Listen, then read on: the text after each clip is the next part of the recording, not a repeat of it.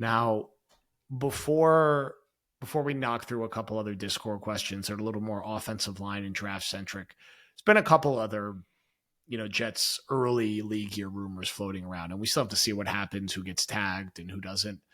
Seems like there's a reasonable chance Mike Evans could be out there for a little bit. He's not going to get franchise tagged, and he's going to negotiate. Anything like that feels very much like the Jets and other teams would be used to just drive up the price. It's hard for me, and I love Mike Evans, to be clear. I'd love for the Jets to get him. To be clear, it's hard for me to see a guy who spent his whole career in Tampa, who won a Super Bowl in Tampa, who almost made the NFC Championship game in Tampa last year, now moving to New Jersey, paying more taxes, paying on the MetLife turf in his 30s. Unless Rodgers goes way over the top with the recruiting pitch and the Jets go way over the top with the money and the relationship really breaks down, I'm just not going to get my hopes up for it. I'm still keeping my head around Sutton and Ridley and Mike Williams and other guys like that versus Mike Evans. I hope I'm wrong. I'd love to get Mike Evans, but I'm not getting excited about it. There's been some chatter that maybe Corey Davis could come back. Okay. I love Corey Davis in the Allen Lazard role. I think he could be better than Allen Lazard. That's it though. You count on him to be your number 3/number 4 after missing all of last year. I'm okay with him in that role. The Jets have him, I believe, still under cost control and under contract. So sure, why not? Jamal Adams, absolutely not. I don't know why any Jet fans are talking about it. It's not going to happen. Let's not even waste our time. Bakhtiari, there's not really anything new here. It's just the Packers are going to get rid of him, which we all knew. I think we've kind of covered this as succinctly as we can. As a potential number 3 tackle that you're not counting on to start 17 games on a low-cost deal. Okay. Now, I don't know if he'd want to do that at this stage of his career, regardless of how close he is with Aaron Rodgers.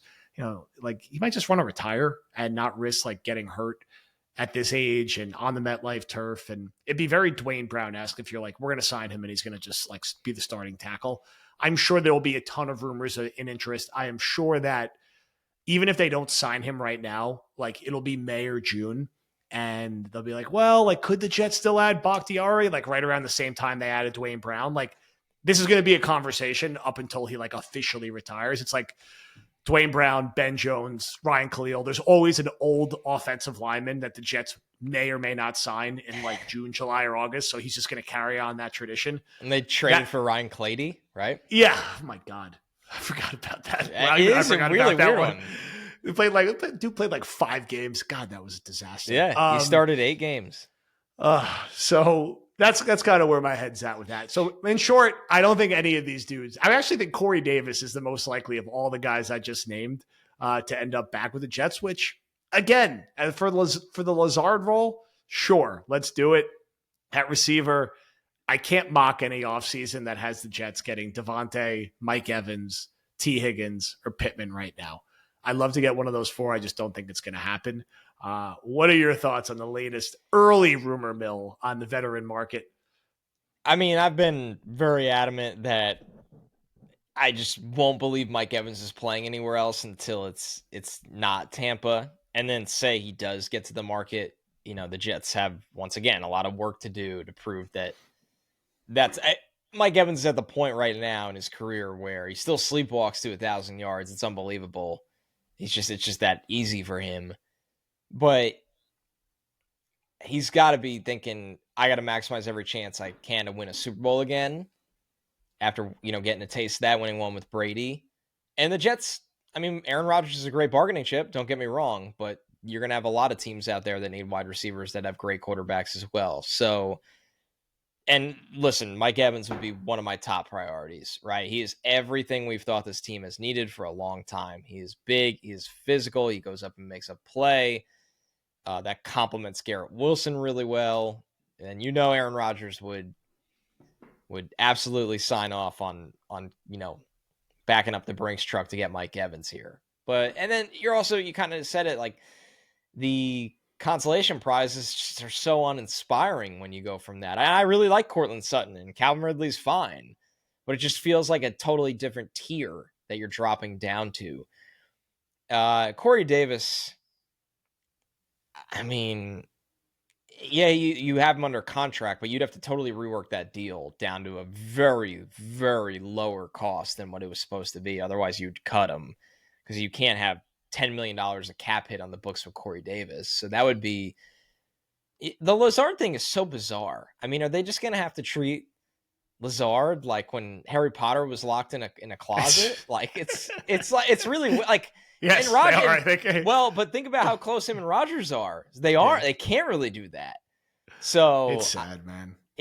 I hope he bounces back and can really figure it out because they'll need him at some point. I can't even think of like a comparison in Jets history. It kind of like maybe McCarron's. Like McCarron's had like a pretty good year, like I think in like 2004.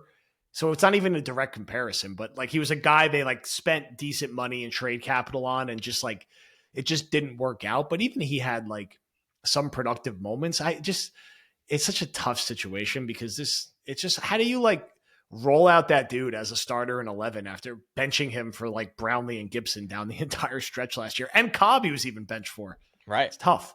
Right. I mean, they had Malik Taylor on the field at times. Like it's Oh my God. Yeah. Who could forget the Giants overtime? The Bass a lot of interference people right around the do world. forget Yeah. that. And that Yeah. looking back now, that is a really big moment when you look Yeah. at this draft. So a really big moment. Yeah. Nuts. Only the Jets. So right. I think it's a really hard depth chart to figure out once you get past the point of, hey, they need number 2. What is it? Who is it going to be? Because you got to figure out what is Lazard going to be capable of handling, or can you trust him with? How are you going to navigate a draft where you don't have a second round pick in a good wide receiver draft? How do you view Brownlee and Gibson going into the following year? There's just so many variables with that. So I think ultimately the Jets are going to be players in every big name that hits them. Like they are going to, and this isn't me reporting anything. This is just it's just logic. If Tyron Smith becomes a free agent, you call Tyron Smith. If Mike Evans becomes a free agent, you call Mike Evans. You make the calls on all of these guys. What you need to distinguish is who you think really moves the needle. And Aaron Rodgers is going to have really big input on that, by the way. Who really moves the needle and how much cap you're willing to allocate towards that based on how much they move the needle. And then there's the variable guys, right? Like the potential cap casualties. If you can go convince one of the offensive linemen you really like to sign here, well, then you're probably going to cut Laken Tomlinson, right? There is trickle effect signings as well. If you, there's a couple interesting ones too, because the thing with the Jets that's interesting that we don't talk enough about, but I'll say we talk more about it than anyone else because we talk about this damn team too much on multiple shows. The Jets quietly need a number 2 running back if they think Izzy's not ready for that. And the staff, who God knows, they Zeke need a legitimate defensive tackle next to Quinnen Williams, like a legitimate. If Bryce Hoff walks in free agency, they need a legitimate third edge rusher because that third edge rusher isn't a backup. He plays just as much as the other 2 edge rushers. So we don't ever talk about those 3 things. But think about it. If Breece Hall is out for a game, or you don't have a good player, you have Solomon Thomas lining up next to Quinnen Williams. I mean, these are massive ramifications on the success of your team. And it just goes to show you the Jets. I think the point I'm trying to, get across here is that it seems like wide receiver and even to an extent offensive line is a little cut and dried. If you open the checkbook and go get, close on deals, it's a little cut and dried where there's solutions out there that make sense, that are a little reminiscent to the Jets when they were going into the 2010 season. And the 2023 Jets do not in any way compare to 2009 Jets. But I think the Jets are operating the same way this offseason because of how they view Aaron Rodgers. Yep. Where 2010, they were all in. I mean, LT came here. Jason Taylor came here. They had all these veterans. And a lot of the buttons they pressed actually worked. Shout out to Mike T for that, and Rex. So I think the Jets are going to operate in a very similar fashion that they did that offseason, thinking that with Aaron Rodgers, they have a shot. And the question for me, where Joe Douglas really needs to, make his money, isn't necessarily solving wide receiver and offensive line. It is, that's the duh moments, but very quietly, those depth areas like running back, D tackle, and pass rusher 3 if you can't bring Huff back, which is going to suck if that's the case. I mean, they are massive for this football team right now. And that's why every format I get on, I'm like, this team has a lot of work to do. And we're only talking about 45% of the work on every format. Yeah. I mean, they need another veteran running back behind Brees because, he still had a pretty serious injury not that long ago. And I like Izzy, but he didn't show any signs of being ready. I don't know if that's Zeke. I don't know if that's Kareem Hunt. I don't know if it's Devin Singletary. Like, you got to get someone who could chew up some carries.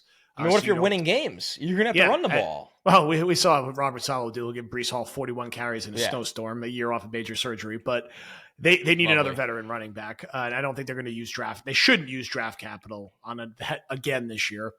Now, develop Izzy. This running back class, it's not great anyway. Just develop Izzy. Bring Quentin Jefferson and Solomon Thomas back is fine, but you also need to fill the Al Woods role. There's no way they don't draft an interior defensive lineman on day 3. I feel like that's going to happen. Right. But you'd probably want a veteran there as well. And I just hope they keep up. I mean, let me be fair. I have a lot of confidence in Ulbrich and White Cotton. Yeah. In that area. I look at it, and maybe that's why we don't talk about it, or people don't talk about it, is the Jets just almost find a way at those spots. I mean, look at even what Quincy Williams became, and he's an extreme example. Yeah. But we were looking at linebacker, and we're like, oh man, when the wheels